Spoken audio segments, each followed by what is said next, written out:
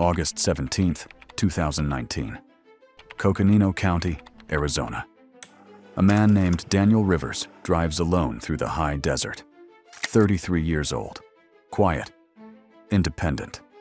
He texts his girlfriend that he's taking the long way home.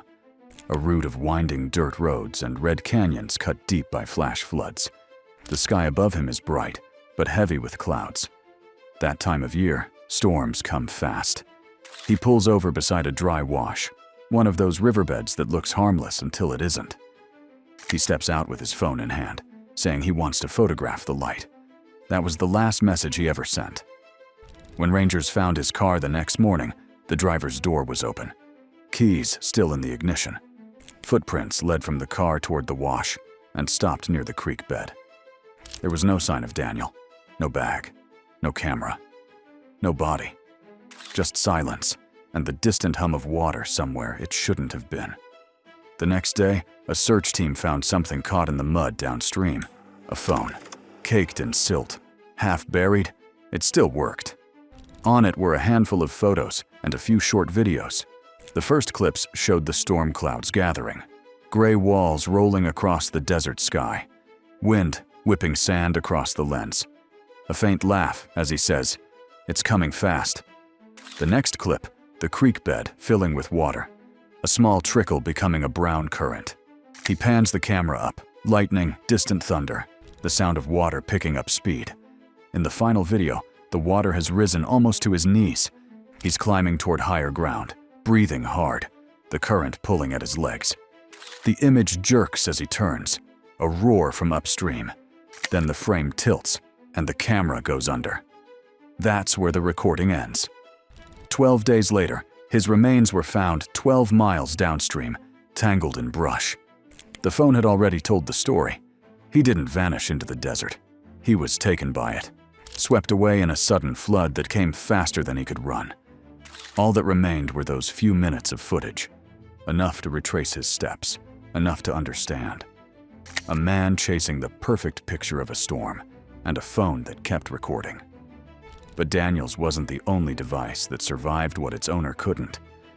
Months later, on the other side of the world, another phone would be found, frozen inside a wall of blue ice. And what it recorded beneath the glacier was far colder than water. Anakah Holtz, March 3, 2020. Jungfrau region, Swiss Alps.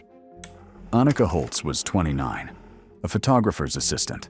Curious, careful, someone who preferred the quiet places most people pass by.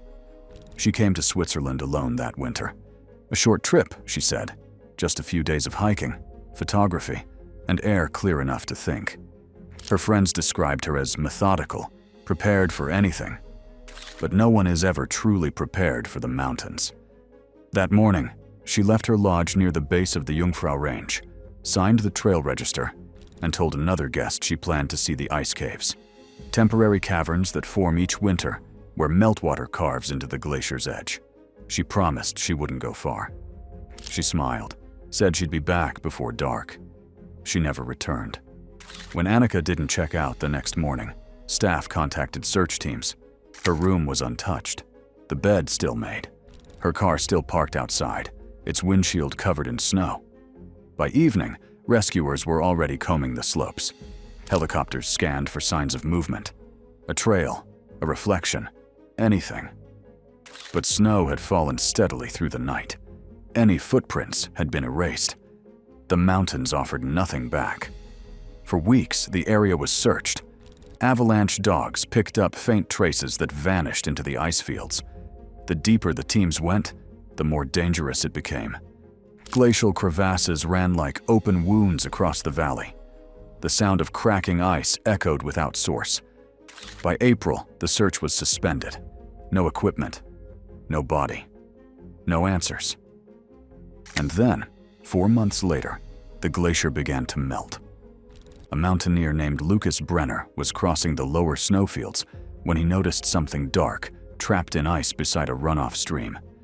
It was a phone, encased in frost, but still recognizable. When he handed it over to authorities, they confirmed it within days. It was Anakah's. The device was carefully thawed and dried. To everyone's disbelief, it powered on. Inside were fewer than a dozen photos and 2 short video clips. The timestamps placed them all within hours of her disappearance. The first few photos were striking. Walls of blue light, smooth tunnels that glowed from within, the ground wet and glassy.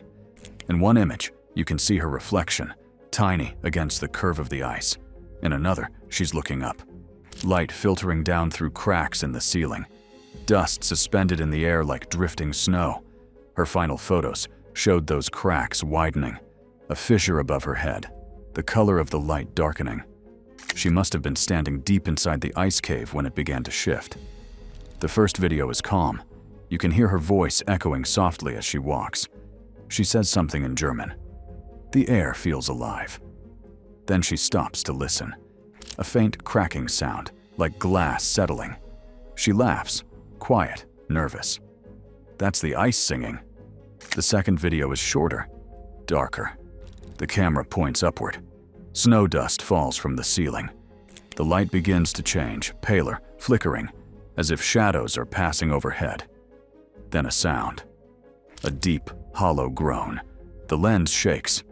You hear her gasp, just once, and the world collapses into static. That was the last recording.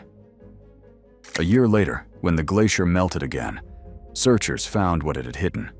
Fragments of clothing, a hiking pole, a single boot still laced, with bone inside. Farther downslope, a torn backpack strap and a scarf frozen in place. The ice had preserved her, then slowly returned her piece by piece. Anakah Holtz had died where the ceiling fell, instant, silent. Her phone, protected in her pocket, was thrown clear and buried in runoff, waiting through the cold to tell her story. Every image, every sound, was a fragment of those final minutes, the slow transformation of beauty into danger. And when investigators watched the videos, the last frame lingered, a blur of white that could have been light, or the moment the glacier came down. No one could be certain, but not every phone is buried in snow. Some are found where cliffs meet the ocean, where one wrong step can turn a perfect photograph into the last one you ever take. And when the camera keeps rolling, you don't see darkness closing in from above. You see the horizon fall away beneath your feet. Calvin Shaw, May 11th, 2020. Big Sur, California. The Pacific Coast Highway runs along the edge of the world, a narrow road suspended between mountains and sea. For most people, it's a drive for the view. For others, it's where they stop to find peace. Calvin Shaw was 44, a teacher, a husband, the kind of man who noticed details others missed, the color of clouds, the sound of the ocean changing before a storm. He was careful, grounded, calm. That Monday, he left work early, told his wife he was going for a drive. She didn't think anything of it. He loved the coast, the cliffs, the quiet that came when the radio faded into wind. He was last seen at a gas station south of Monterey, buying coffee and a small pack of mints. The clerk remembered him smiling. He said, "Perfect night for a drive." When his car was found 3 days later, it was parked neatly on a turnout overlooking the sea. The driver's door closed, the keys gone. Inside, his jacket, his wallet, and an empty thermos still warm with coffee. The ground near the edge was disturbed. Footprints led toward the cliff and stopped. At first, they thought he might have staged it, gone off somewhere, started over. But when search teams rappelled down the bluff, they found something wedged in the vegetation halfway down. A phone, face down in the dirt, still intact. When investigators charged it, the screen flickered to life. Inside were a few photos and one video. The photos showed the sun setting over the water, long shadows stretching across the rocks, clouds burning orange before the light faded to blue. The last image showed a narrow ledge, gravel scattered across its edge, sea foam below. It looked like the kind of place you'd step onto for a better picture. The kind of place that feels solid until it isn't. Then came the video. It begins quietly. The ocean breathing against the cliffs, the wind soft but steady. You can hear Calvin walking, the crunch of gravel, the sound of his breath in the microphone. He whispers something, Maybe a word. Maybe nothing at all. Then the camera dips. There's a sudden scrape. The view tilts. A hand flashes across the frame. The wind roars through the microphone. And then, silence. The video cuts out mid-motion. When rescuers searched the shoreline beneath that ledge, they found him 2 weeks later, caught between rocks, carried there by the tide. His phone had stopped recording before the fall finished, but it captured enough to tell the story. Calvin Shaw didn't vanish. He slipped. A single misstep between light and dark, the space where one more photograph becomes the last one. The phone remained on the ledge, face down, the last thing it ever filmed still frozen in its lens, the horizon falling away beneath him. But Calvin's wasn't the only phone that recorded its owner's final moments. Another would be found half a continent away, this time in the dead of winter, its camera still recording long after the person behind it disappeared beneath the ice. Heather McConnell, January 14th, 2022. Iron County, Michigan. The lake was frozen solid that winter, a wide, white expanse stretching for miles beneath a sky so clear it almost hurt to look at. Cabins dotted the shore, their chimneys thin and motionless in the cold. It was the kind of silence that presses against your ears until even your heartbeat feels too loud. Heather McConnell was 42, an accountant from Chicago. She'd rented a cabin for a long weekend to get away from the city. No calls, no emails, just snow, quiet, and her own thoughts. Her sister said she'd been tired. Her messages in the weeks before were short, detached. She needed space, a weekend to breathe. The cabin she rented sat on the edge of a frozen lake. A narrow path led down from the porch to the ice, a small dock jutting out into the frozen surface like an arrow. That night, she texted her sister one last time. "You wouldn't believe the stars out here."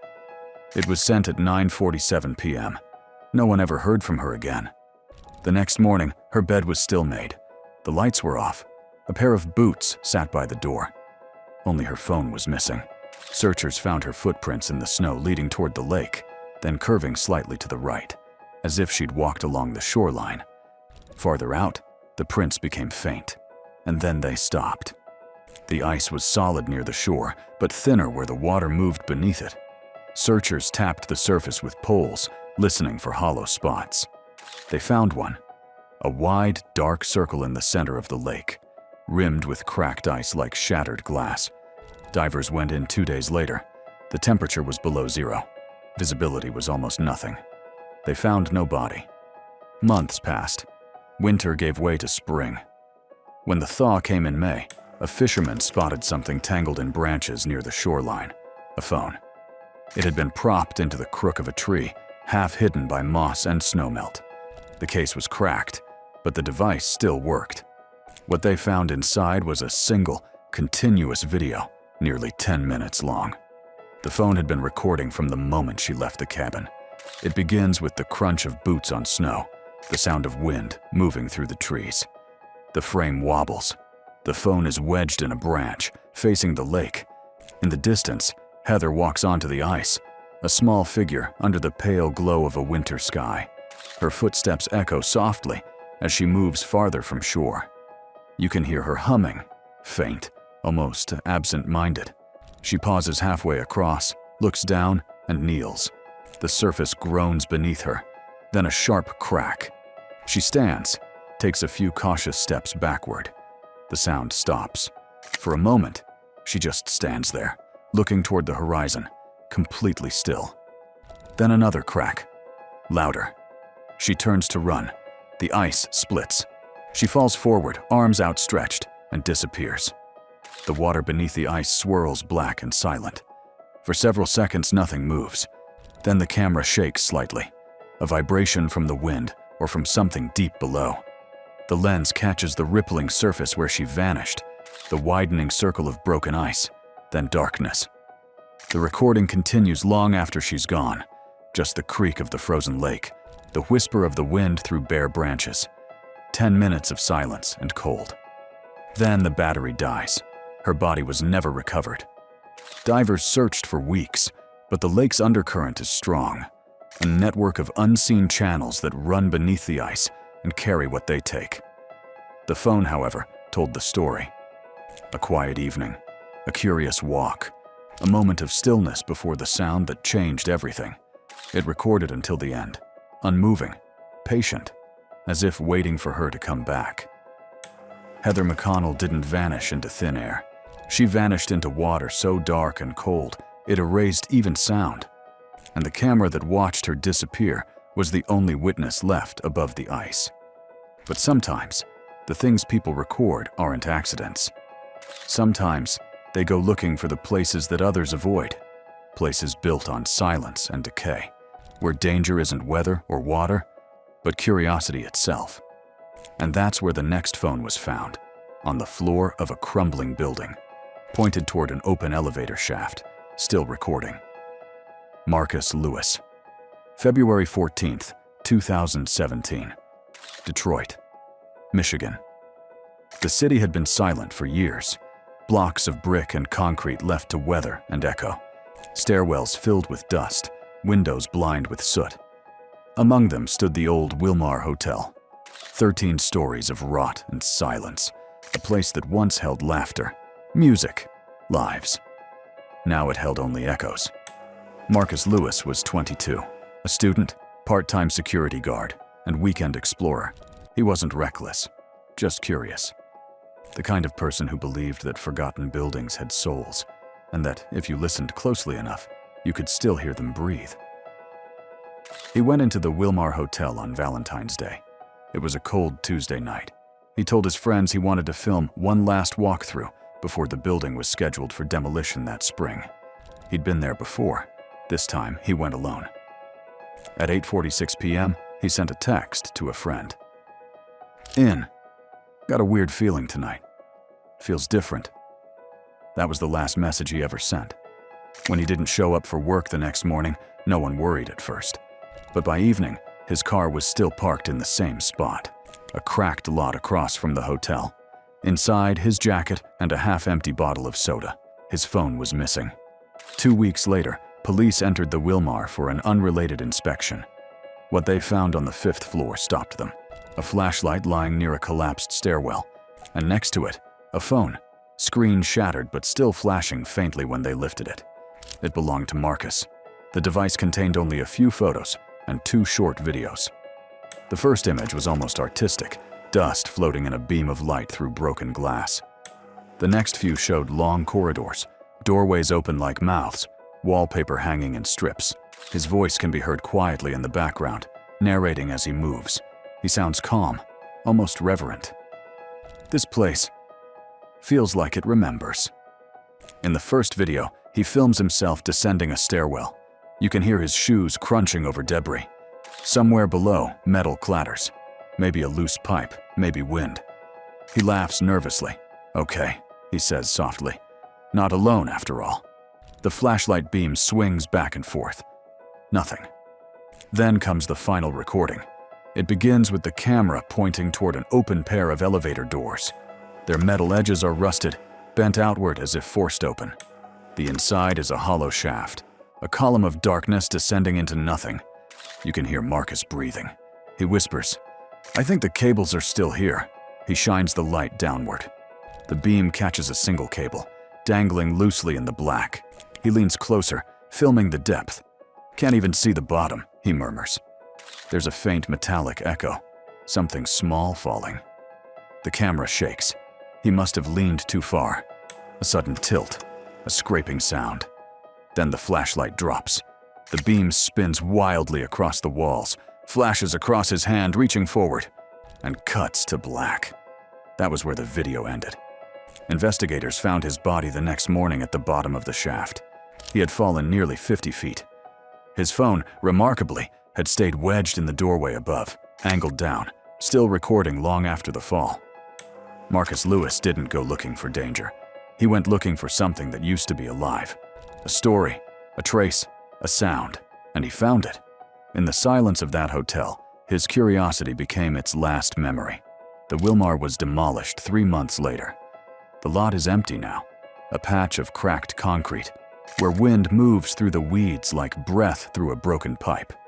But the video remains, a quiet record of a man drawn to forgotten places, and the moment when the floor beneath him finally gave way. Yet, not every story ends in a fall. Some begin underground, in tunnels meant to drain storms, not to hold them. And the next phone, found deep below the streets of Texas, recorded something even more violent than silence. Leo Sandoval.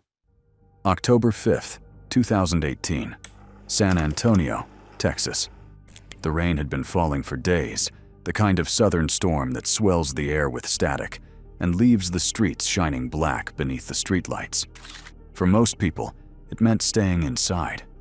For Leo Sandoval, it meant adventure. He was 14, restless, curious in the way only kids can be. He loved exploring places he wasn't supposed to. Drainage tunnels, rail yards, the skeletons of half-built houses. To him, those places weren't dangerous. They were secret worlds. That afternoon, he told his friends he wanted to see how far the tunnels went, the ones that ran beneath their neighborhood, built to catch floodwater during storms. He packed a flashlight, a bottle of soda, and his phone. The rain had slowed by the time he left. The streets were slick, and thunder rolled far off, but the air was clear enough to make it feel safe. He slipped through the tunnel entrance behind the park, a wide concrete mouth marked with graffiti and echoes. The sound of water running beneath his shoes faded as he went deeper. By nightfall, his parents called police to report him missing. He hadn't come home. His friends hadn't seen him since he waved goodbye, phone light bobbing into the dark. Rescue crews searched until dawn. The tunnels stretched for miles, branching like veins beneath the city. Some were flooded waist-high. Others narrowed until even the dogs refused to enter. They found footprints, then drag marks. Then, nothing. 13 days later, his phone surfaced. It was discovered by a maintenance worker clearing debris from a grate downstream. The case was cracked, the screen scratched, but still intact. Inside were several short videos, and one longer clip. The first few are what you'd expect from a boy exploring somewhere forbidden. Laughter. Footsteps echoing through concrete. Graffiti walls painted with names and symbols. He shines the light at the ceiling. The tunnel stretches ahead endlessly. It just keeps going, he says, voice bouncing back to him. Then the water appears. A shallow stream at first, running over the floor. He keeps filming, moving forward. The current grows stronger. He lifts the camera higher, breathing faster. It's filling up, he says. Not fast, though. The next clip begins mid-sentence. He's farther inside now, the water nearly at his knees. You can hear it, the rush of flow echoing like distant applause. He shines the light ahead. The tunnel bends sharply. The current pulls that way. I think it's deeper over there, he says, voice trembling slightly. The final video starts abruptly. The tunnel is darker, the water almost to his chest. He's holding the phone high, pointing the light ahead. The beam catches debris swirling in the current. Branches, cans, a shoe. His breathing is shallow, panicked. I can't, he starts to say, then cuts off. The roar grows louder. There's something rushing toward him, the sound of a surge forcing its way through the pipe. He turns, tries to move back, but the current takes him.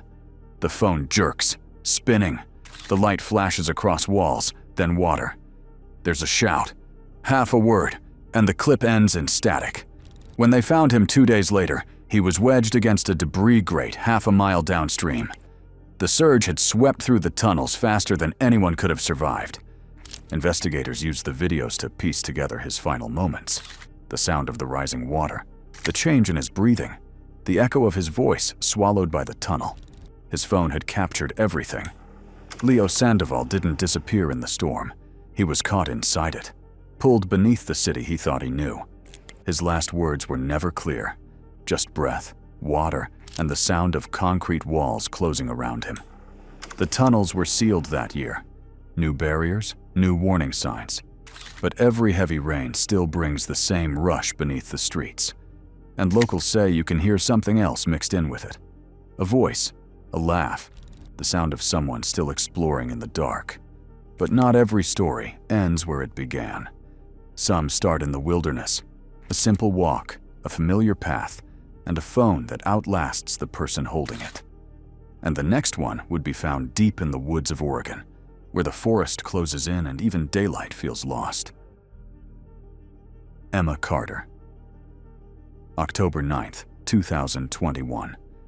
Rogue River Siskiyou National Forest, Oregon. The forest there is thick, trees so tall they block the sky, roots twisting through the earth like veins. It's beautiful, but easy to get lost in. Even people who know those trails say it feels alive, as if the woods breathe around you, reshaping themselves when you look away. Emma Carter was 31, a solo hiker, experienced, confident, and used to being alone in the wilderness. She'd grown up in Oregon, knew how to read a compass, how to follow a creek out of a canyon, how to build a fire in the rain. She wasn't reckless. She was deliberate. She told her friends she planned a weekend hike, just 2 days, an out-and-back trail she'd done before. She parked at the trailhead that morning. Her car was found exactly where she left it, her wallet in the glove compartment, her pack carefully organized. Water, map, granola bars, emergency blanket, everything in order, everything ready. The first day was clear and calm. She took photos. Sunlight through the canopy, moss-covered stones, her boots on the trail. She texted her sister a picture of a waterfall. Signal's bad, but I'm fine. It was the last message she ever sent. When she didn't return home, search teams went out immediately. Rogue River Siskiyou is vast, 500,000 acres of canyons, rivers, and tangled forest. Helicopters circled. Volunteers shouted her name into the trees. They found footprints, a half-eaten energy bar, and a discarded map weighed down with a rock. Then the trail vanished into a ravine. For 2 weeks, nothing. Until October 23rd. That's when a searcher spotted something glinting in a creek bed below a steep slope. A phone, half buried in mud. When it was cleaned and powered on, it still worked. Inside were a handful of photos taken over 2 days and several short video clips, enough to trace where she went and what happened after the trail disappeared. The first photos are simple. Tree trunks disappearing into mist, the angle of sunlight through branches, a pair of scratches across her shin, a smear of dirt on her knee. The next photo is stranger, a pair of branches arranged in an X shape against a tree. Then another and another, each farther apart, as if marking her path. In one video, she's standing on a ridge, breathing hard. The forest is silent except for wind. She says quietly, "I lost the trail. I think if I keep heading downhill, I'll find the river." Her voice is steady but tired. She turns the camera around to show her face. It's streaked with dirt. Behind her, the trees look endless. The final clip lasts less than a minute. It starts with the sound of water, fast, rushing. She's standing at the edge of a ravine. The camera pans across rocks slick with moss, a stream cutting deep through the earth. You can hear her say, almost to herself, "If I can cross here, I can follow it out." Then she steps forward. The camera tilts. There's a sudden slip, a flash of sky, the sound of rushing water, and the recording ends. Snow came early that year. The search was suspended until spring. When the thaw began in April, rescuers found her remains 12 miles downstream, skeletal, caught in branches near the riverbank. Her pack was torn open. A trekking pole snapped clean in two. It was clear what had happened. Emma Carter had followed the sound of water, trying to find her way back to the trail. She slipped crossing the ravine, fell, and was carried by the current until the forest kept her. Her phone, sealed in its case, had survived the fall. It told the story she couldn't. Each image, each clip, a breadcrumb leading through the woods, a record of how close she came to finding her way out.